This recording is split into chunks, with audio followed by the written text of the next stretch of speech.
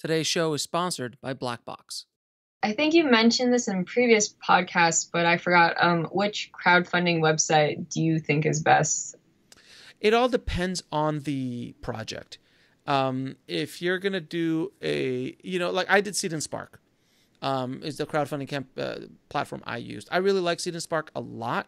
They are a really great platform, and they allow different things, some things that other platforms just do not allow, like offering, if I need to borrow a camera for the shoot, that's a value. So you attach that to the value to the thing. You can't do that on the other platforms. It's all money for them.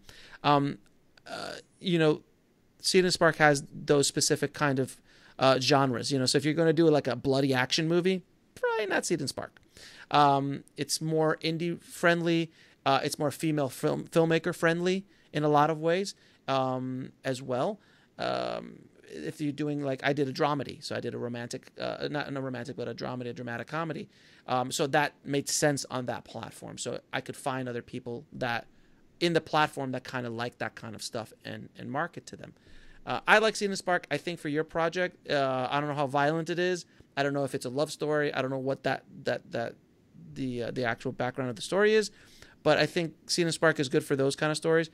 Other than that, I'd probably go Indiegogo, because Kickstarter is. I know they're the big boys, but you're fighting against the guy who makes the pen that can make dance.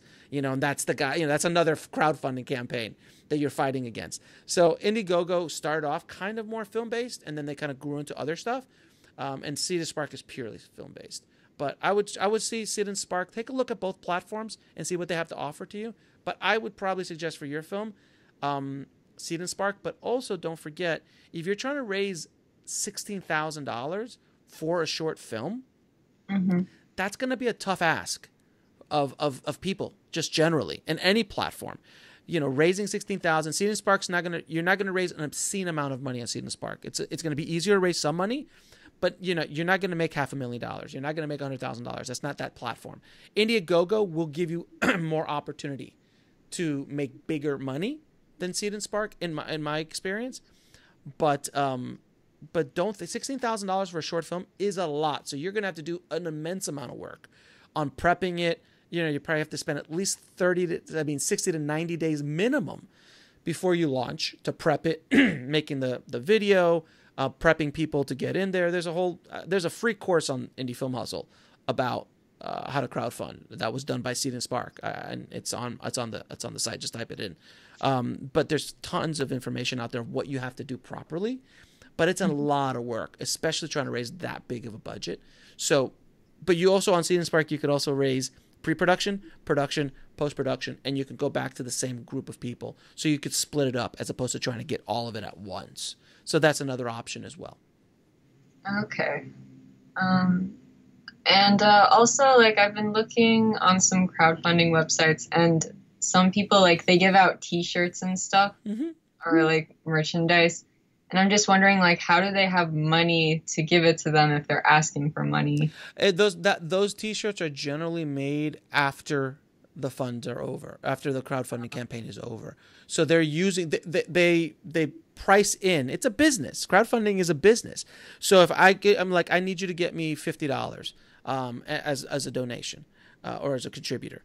And that $50, it's going to cost me $8 to make a T-shirt that I promised you. Well, I still made $42, but then you have to add in the envelope, you have to add in the shipping and all that kind of stuff. So now all of a sudden that $50 turns into maybe $35 when it's all said and done, depending on where you can make these T-shirts and how you're making these T-shirts.